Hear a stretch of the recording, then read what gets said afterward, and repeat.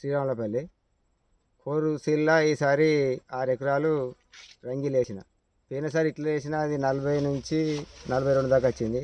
ఇది 45 నుంచి 50 క్వింటాల దాకా దిగుబడి వస్తున్నది. ప్లస్ మళ్ళీ ఇంకొకటి విల్టుకు చాలా రకం మంచిగా తట్టుకుంటుంది. ఇది దేనికైనా బాగున్నది. ఎట్లా అనిపిస్తుంది మరి? గింజ సూత నాణ్యత బాగున్నది. బెండు పోయిందా ఇది?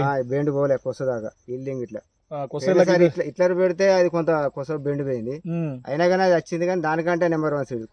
బెండు అవుపడుతున్నా బెండు అసలు ఏం లేకుండా అసలే బిల్కుల్ అవుపడతలేదు. సార్లు కూడా మంచిగా ఉన్నాయి, బ్రహ్మాండంగా ఉన్నాయి. 18 సార్లు ఉన్నాయి. 18 సార్లు చేను మొత్తం ఒకటే లెవెల్, ఒకటే లెవెల్ సేమ్ అంతే. నీకు ఎకరాలు ఎంత వస్తుందా కూడా? ఎకరా నుంచి 45 నుంచి ఇంకా చేను కొద్దిగా పలసగా ఉన్నది. కొద్దిగా మంచిగా ఇంకొక 60 శిఖం ఉంటే 50 క్వింటాల దాకా వస్తుంది దిగుబడి.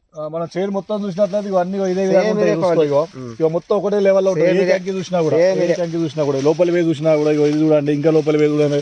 ఇగో ఇటు